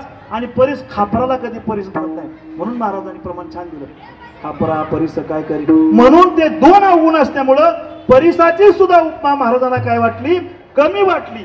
म्हणून महाराजांनी अभंगाच्या दुसऱ्या चरणात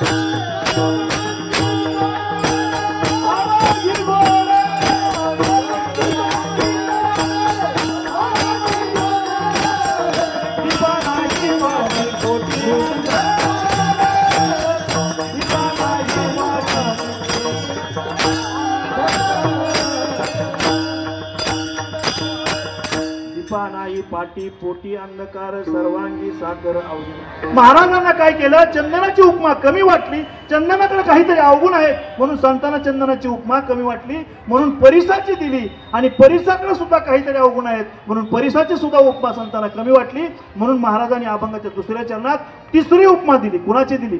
दीपा नाही पाटी पोटी अंधकार. दिव्याची उपमा संतांना दिली. दिवा काय करतो महाराज?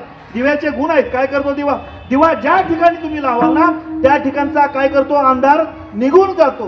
दिवा स्वतः प्रकाशमान आहे आणि दुसऱ्याला सुद्धा प्रकाशमान करतो. दिव्याचे हे दोन गुण आहेत. दिवा ज्या ठिकाणी ठेवल त्या ठिकाणी काय करतो, एकदा दिवा पेटला की अंधार निघून जातो. तसे आमचे संत मायबाप काय करतात, आपल्या जवळ असलेलं अज्ञान संत जवळ आले की आपल्यापासून अज्ञान निघून जाते आणि ज्ञानोप्रिय दिवा आपल्या जवळ पेटला जातो. तसे संत आमचे आहेत. आणि दुसरा अवगुण संतांचा म्हणजे दिव्याचा असा आहे आपलं गुण की दिवा स्वतः प्रकाशमान, दिवा आपली हरवलेली वस्तू प्रकाशात काय करतो, सापडून देतो महाराज दिवा. तसे संत आमचे तुमचं जे जे हरवलंय ते ते संताच्या जवळ गेलं की ते ते तुम्हाला भेटतंय, पण त्यासाठी साधना तशी पाहिजे. म्हणून संताला उपमा देताना दिव्याची महाराजांनी दिली. दिवा जसा अंधार घालवतो तसा संत आमचा अज्ञानाचा अंधार घालवतो. दिवा जशी आपली स्वतःची वस्तू हरवलेली शोधून देतो तसे संत आमचे मायबाप आपली स्वतःची अज्ञानरूपी वस्तू हरवलेली ज्ञानरूपी त्या प्रकाशाने आपल्याला सापडून देतात. सज्जनाला सांगितलं दिव्यासारखे संत असतात. महाराज म्हणतात नाही. महाराजांना विचारलं चंदनासारखे संत नाहीत, परिसासारखे नाहीत. आता दिव्याची उपमा दिली, दिव्यासारखे पण नाही. दिवा प्रकाश देतो, प्रकाशमान करतो, पण दिव्याच्या ठिकाणी सुद्धा 5 अवगुण आहे महाराज म्हणतात. दिव्याचे अवगुण आहे का 5? तुम्हाला सगळ्याला 2 अवगुण माहित आहे, तुमच्या सगळ्यांच्या पाठ आहे, तोंडात बसलेला आहे. काय दिव्याखाली? हा तेवढंच माहित आहे, दुसरं काय माहित नाही आपलं. आपण दुसऱ्याचेच आपण अवगुण पाहतो, आपलं स्वतःचं नाही. त्याचा अर्थ ते आहे दिव्याखाली अंधार. दुसऱ्याकडे बोट करायला आपल्याकडे भरपूर 4 बोट आहे, पण अंगठा आपल्याकडे त्याचं कुठं माहिती आपल्याला कुणाला काय. सगळं दुसऱ्याचं काही उन्हा स्वतःसाठी दुसऱ्यासाठी वकील, पण स्वतःसाठी कधी न्यायाधीश बनायचं नाही, कधीच न्यायाधीश बनायचं नाही. महाराज सांगतात दिव्याकडे 5 अवगुण आहे. 5 ऐका. पहिला अवगुण आहे दिवा काय करतो, जिथं ठेवल तिथली जागा काय करतो, पांढरी शिपत करतो. करतो ना? काय तुम्ही माझ्यापेक्षा काळी करतो जागा ती. पहिला अवगुण झाला. दुसरा अवगुण आहे दिव्याचा, दिवा ज्या ठिकाणी ठेवेल त्या ठिकाणी काजळी निर्माण करतो महाराज, काजळी. दिव्याचा तिसरा अवगुण आहे दिवा तेल पितो. तेल पितल्याशिवाय प्रकाश देतो का? पाणी वातान ती पेटवा बरं. दिवा तेल पितो. आणि चौथा आहे दिवा काय करतो महाराज, दिवा तेल पितो. आणि दिवा चौथा अवगुण दिव्याचा काय, दिवा वात जाळतो. दिवा काय करतो, वात खातो ना, तेल पितो, वात जाळतो, तेव्हा तो प्रकाश पडतो. आणि शेवटचा आणि 5वा अवगुण आहे दिव्याचा, दिव्यावर पाणी शिंपडलं ना तर दिवा काय करतो, तडतड करतो. आणि अजून एक 6वा तुम्हाला अवगुण सांगू जात. आणि दिवा हवा आली की काय करतो, इजत नाही ना, हवा आली की इकडली हवा आली की तिकडची हवा आली की. जास्त कशाला चिंतन करू, समजणे आलो की इशारा कापे विठाला. ऐका महाराज, पहिला अवगुण आहे दिवा ज्या ठिकाणी असेल त्या ठिकाणी अंधार पडतो. आमचे संत तसे अंधार पडत नाही. अंधार पडतात का? नाही. महाराज आमचे अंधार करत नाहीत, उलट प्रकाश करतात. यारे लहान थोर भलती. दिव्याचं 5 अवगुण आहेत. पहिला अवगुण आहे महाराज दिवा त्या ठिकाणी काय करतो, काजळी निर्माण करतो. दिवा तेल पितो, दिवा वात जाळतो, दिव्यावर पाणी टाकलं की दिवा तडतड करतो. थोडंसं बोलू द्या, मनाच्या विरुद्ध थोडंसं बोलू द्या. दिवा किती तडतड करतोय बघा. सगळे आपण दिवेच आहे, त्याचे दिवटेच आहे आपण. म्हणून महाराज म्हणतात हे दिवट्या काय उजेड लावणार आहे आता, पाणी शिपडल्यावर. अहो तो कधीच पाणी शिपडा नाही तर काय येऊ द्या, तो कधी तडतड करत नाही, त्याला दिवा म्हणायचं. म्हणून दिव्याची उपमा दिली. पण दिव्याकडे सुद्धा अवघड आहे. आपल्याकडे तर इकडं तर लय तडतडपणा असतो. नुसतं एक थेंब असं शिपड. तुम्हाला कळत नाही का, सकाळपासून संध्याकाळपर्यंत सुरू झालं त्यांचं रामायण महाभारत. तसा दिवा करत नाही महाराज. दिवाकडे अवगुण आहे, तो काय तडतड करतो, पाणी टाकलं तर. आणि शेवटचा दिवा हवा आली की विजून जातो. तिकडची हवा आली की तिकडं. तिथलंच उदाहरण घ्या ना, तिथं मांडवात किती आहे, हे धर्मकीर्तन आहे ना. आम्ही काय गौतमी पाटीलचा कार्यक्रम चालला की, अहो धर्मकीर्तन चालले. धर्मकीर्तनात माणसं किती आहेत बघा. आणि तिकडे एखाद्या दुसऱ्या लोकमान्य नगरच्या खाली शास्त्री नगरला गौतमी पाटीलचा कार्यक्रम असू द्या, अहो बसाय जागा पुरणार नाही, बसायला जागा पुरणार नाही. ते माणसाला आवडत नाही. हवा आली की निघून जातो. सहज आम्ही एकदा मंत्र्याच्या पत्नीला, मंत्री कळतात ना का, नेते म्हणून नेत्याच्या पत्नीची मुलाखत घेतली. आणि नेत्याच्या पत्नीला आम्ही सहज विचारलं काय, अहो म्हणे तुमच्या महाराजांचे म्हणजे तुमच्या मालकाचे या राज्यावर या देशावर किती उपकार आहेत. म्हणजे सारखी तुमचीच नावं, मुख्यमंत्री उपमुख्यमंत्री, फोटो जिकडं तिकडं महाराष्ट्रभर तुमच्याच कारभाऱ्यांचे फोटो. किती जनतेवर उपकार आहेत, जनतेने किती मोठ्या बहुसंख्येनं तुमच्या कारभाराला निवडून दिलंय. सगळ्या जनतेवर त्यांचे उपकार आहेत, तुमच्यावर काय उपकार आहेत का नाही.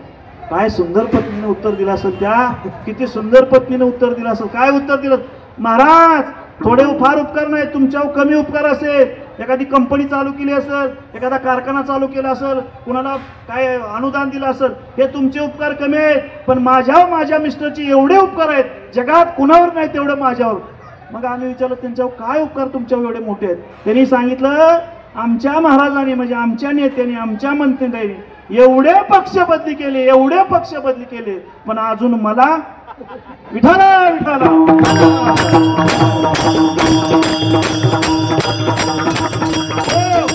हे दिव्याचं सांगतोय. दिवा हवा आली की तिकडे, हवा आली की इकडे, दिवा विसतो हवा आली की. तसे अवगुण आमच्या संतांच्याकडे नाहीत महाराज. दिवा विसतो, दिवा काजळी तयार करतो, दिवा तेल पितो, दिवा वात जाळतो, हे अवगुण आमच्याकडे नाही. म्हणून दिव्याची सुद्धा उपमा काय केली, कमी वाटली म्हणून पुढची उपमा दिली. सर्वांगी साखर अवघी गोड, सर्वांगी साखर अवघी गोड,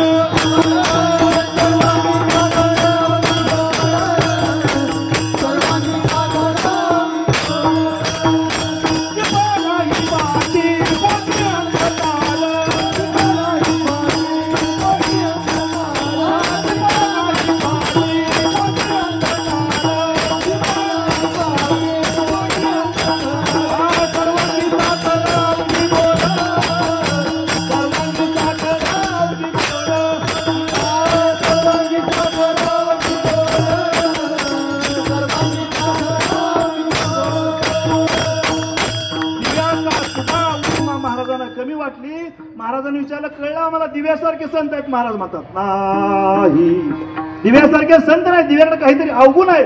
मग पुढची उपमा दिली, ती साखरची दिली. आता मला तुम्ही सांगा, अर्धा kilo, 1 kilo, 3 kilo, 4 kilo, 5 kilo, आम्हाला तर एक जणांना 25 किलो साखर दिली. मी म्हणलं कशाला दिली?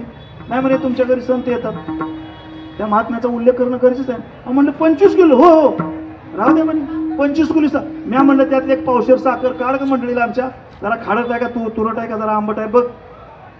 अहो म्हणली साखर कशी काय खारट तुरट असं? 25च्या 25 किलो साखर गोडच निघाली हो, सगळी गोडच. म्हणून महाराज म्हणतात सर्वांगी साखर अवघी गोड. एक दृष्टांत सांगतो, सेवा समाप्त करतो ऐका. उन्हाळ्याचे दिवस होते, ऊन मी म्हणत होतं. पाहुणे रावळे पहिले चालत जायचे आणि कोकणातले माणूस होता आणि कोकणात तिथं 4 पाहुणे आले. दिवसभर चालून कंटाळा दुपारी भर 12 वाजता पाणी नाही, ऊन नाहीत लागते आणि माणसं पाहुणे आली घरी. ही माणसं जेवण बिवण करून नवरा बायको बसले होते आणि पाहुणे आले. तो माणूस हुशार होता, असा काय कालवा बिलवा तिकडे नव्हता. घर शांत होते आणि घरात 4 पाहुणे एकदम आल्यानंतर स्वयंपाक तर तयार नाही. मग त्या मालकानं डोकं चालवलं, मंडळीला सांगितलं तू स्वयंपाक कर, त्यावर मी पाहुण्याला काय करतो, बोलण्यात चालण्यात काहीतरी गुंतवतो. म्हणून त्यानं काय केलं, पाहुणे म्हणजे लयच भुका लागले ते काय असेल ते द्या. मग त्यानं काय केलं, घरात बदाम होतं, बदाम कळत येतं ना, दुकानातलं बदाम फोडलेलं नवं, कवटा सहित बदाम होतं. कवाट कळतंय का, त्याच्या झाडातच दार होतं बदाम. त्यानं टोपलं भर बदाम आणलं, 2-2 दगड एका दिली, चौघाला 8 दगड दिली. कशासाठी, ते बदाम फोडायचं आणि खायचं. टोपलं भर बदाम संपवलं होते 4 पाहुणे. बदाम संपलं पण त्यांना एक सवय लागून गेली. काय, फळ आलंय पुढं, दगडानं फोडायचं, तालपर फेकून द्यायचं आणि बी काय करायचं, खायचं. टोपलं भर बदाम चौघांनी संपवलं.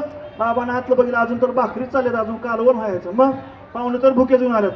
मग त्यानं काय केलं, खारकीचं घाम्याला आणलं. खारी कळते का खायचं. पहिलं काय केलं त्यांनी, बदाम खाल्लं, पण कसं खाल्लं लक्षात राहू द्या.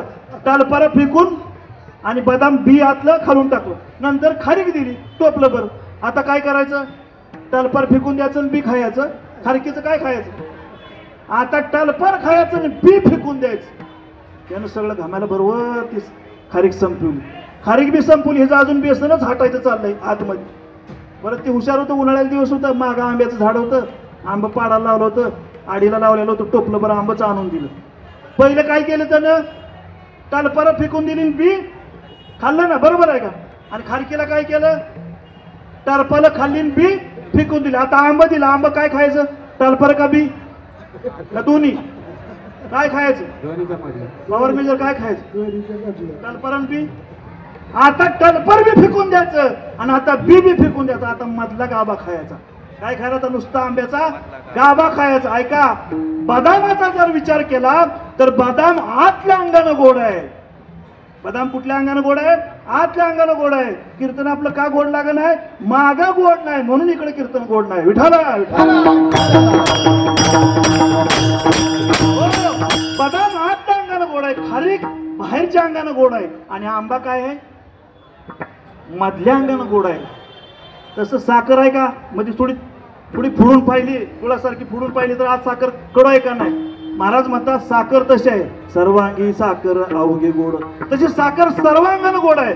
महाराज म्हणले समजलं आम्हाला सज्जन कशा असतात साखरेसारखे असतात. महाराज म्हणतात नाही. आता डॉक्टर सांगतात ब्लड चेक केल्यावर तुम्हाला 300 झाली काय. तुकाराम महाराजांनी 300 वर्षापूर्वी सांगितलंय साखरेचा दुरुपयोग. विठ्ठल महाराज सांगतात साखरेचा सुद्धा अवगुण आहे. त्यावेळेला शुगर नव्हती पण महाराज सांगतात साखर जर खाल्ली तर माणसाचं वजन वाढते. साखरेने वजन वाढतंय ना आता शुगर वाढते म्हणून साखरेत सुद्धा एक अवगुण सापडला. म्हणून महाराज म्हणतात साखरेचं सुद्धा काय आहे साखर मस्त गोड आहे हो पण ती गोड खाल्ल्यानंतर वजन वाढतंय ना वजन म्हणून साखरेची सुद्धा उपमा महाराजांना कमी वाटली. आता हे चारही प्रकार बघा 4 उपमा दिलेत. पहिली दिली चंदनाची त्यात काहीतरी अवगुण सापडला ती सुद्धा संताला कमी वाटली म्हणून नंतर परिसाची दिली. परिसात सुद्धा काहीतरी अवगुण सापडला म्हणून काय केली दिव्याची दिली. दिव्याची सुद्धा उपमा कमी वाटली त्याच्याकडे सुद्धा अवगुण दिसले म्हणून काय केली साखरेची दिली. साखरेत सुद्धा एक अवगुण सापडला. म्हणजे यांच्या जवळ गेल्यानंतर ज्या त्या वस्तूच्या पदार्थाच्या जवळ गेल्यानंतर जवळून पाहिल्यावर त्यांच्यात अवगुण सापडतो. लांबून नाही गुण दिसतात पण अवगुण नाही दिसत. सहज माणसाची म्हण आहे जुन्या लोकांची दुरून का दुरून चष्मा चांगला दुरून डोंगर साधे डोंगरात जायचं नसतं बाबा काटे कुठे असं. ह्या 4ही वस्तू जवळ गेले ना तर त्यातले अवगुण सापडतात. पण महाराज म्हणतात तुम्ही संताजवळ गेले ना शोधून जरी पाहायचं म्हणलं तरी अवगुण भेटत नाही. अभंगाचं शेवटची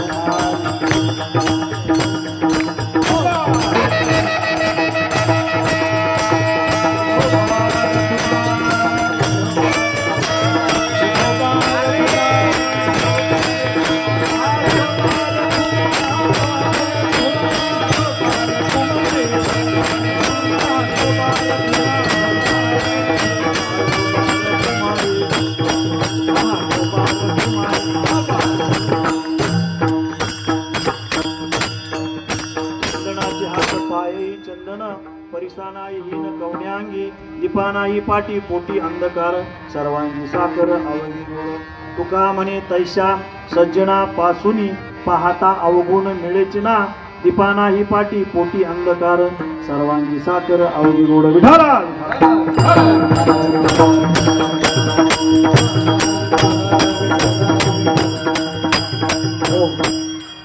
तुका म्हणे तैशा सज्जनापासून पाहता अवगुण मिळेच ना. तुकाराम महाराज म्हणतात सज्जनाकडे पाहिलं, एखाद्या वस्तूत पाहिल्यानंतर काहीतरी शोधून अवगुण सापडतो, पण सज्जनाकडे पाहून सुद्धा एखादा अवगुण सापडत नाही, त्याला सज्जन म्हणायचं, त्याला संत म्हणायचं. आणि त्यावेळेला मग त्या साधकांची, त्यावेळेला त्या मग आलेल्या साधकांच्या संख्येचं निरसन झालं. आणि मग तुकाराम महाराजांनी सांगितलं की बाबा सज्जन कसे असतात, तर ह्या चारीपेक्षा वेगळे असतात. त्यांच्याकडे कोणताच अवगुण नसतो. नवे त्यांच्या सानिध्यात, त्यांच्या सोबत, संतांच्या सानिध्यात दिवस घालवलेले, वेळ घालवलेले कधीच वाया जातात. उलट संत कसे असतात, 1-2 मिनिटांच्या दृष्टीने सांगतो, सेवा समाज महाराजांचा नित्यनेम होता. दिनरजनी हाची गंधा, गोविंदाचे पवाडे, महाराजांचं रात्रंदिवस नामस्मरण, रामकृष्ण हरी, रामकृष्ण हरी, रामकृष्ण हरी, रामकृष्ण हरी. एक दिवशी महाराज रात्रीचे 12 वाजता उठले. काळोखिट्ट पौर्णिमेचं रात्र होती आणि महाराज चालायला लागले. महाराजांचा सारखा रामजप चालू होता, रामकृष्ण हरी राम.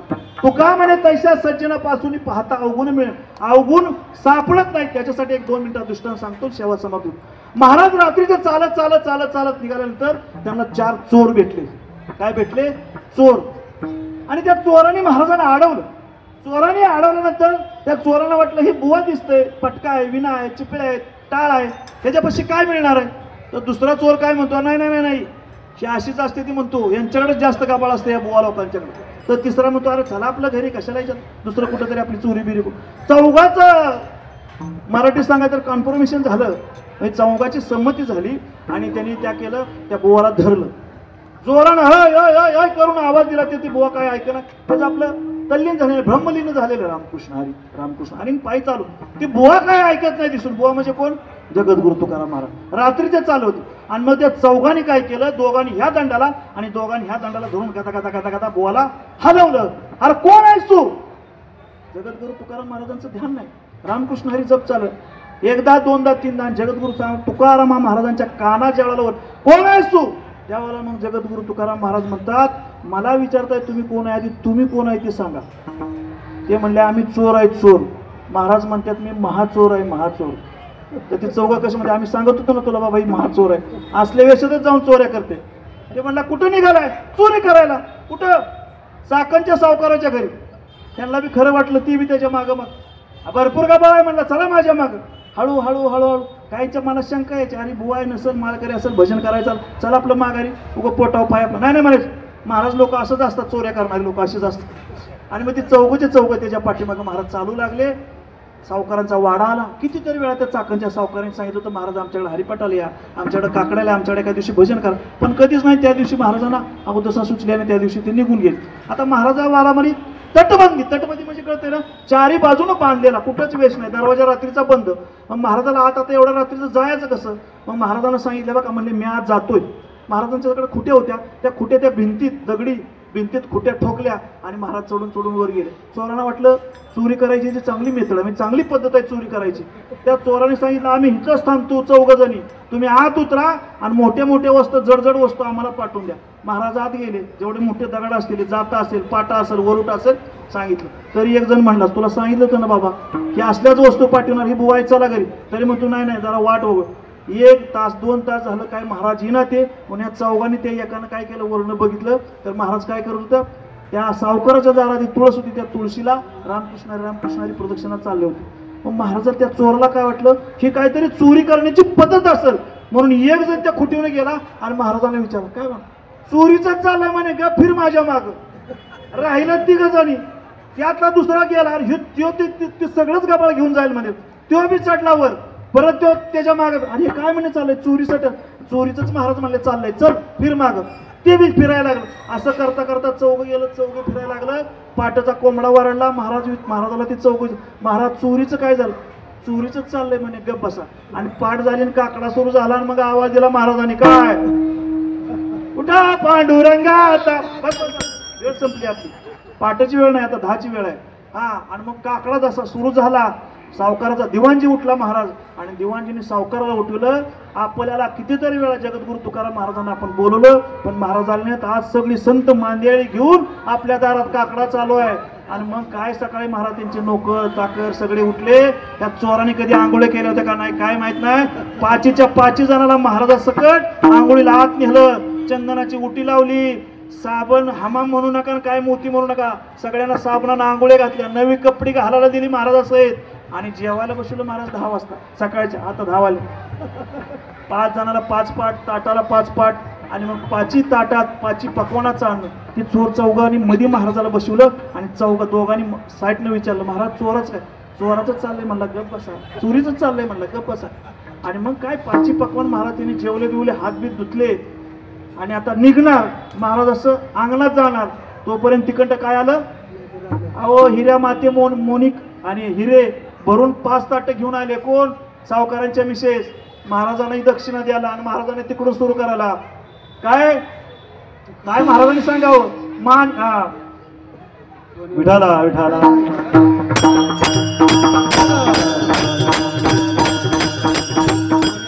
हा सोने रुपया मृत्यू के समान. आणि त्या चोरानं वाटलं ह्याला म्हणायचं चोरी, म्हणला 5 ताटं सोन्याची म्हणला रुपयाची ह्याची भरून आली म्हणलं ह्याला. आणि ती महाराजांनी परत पाठवली. महाराज म्हणले यातलं काय सुद्धा नको. ते चोर म्हणतात महाराज अहो घ्या, आलंय चालून धन घ्या. नाही नाही नाही नाही नाही नाही म्हणजे हे घ्यायचं नाही. आता त्या चोरांनी एवढा लवाजमा पाहिल्यानंतर कपडे नवीन घातले सगळं आणि ती महाराजांनी परत पाठवलं आणि महाराज हळूहळू हळूहळू आपल्या देहूच्या दिशेनं चालू लागले. हे चोर बी त्याच्या दिशेनं चालू लागले.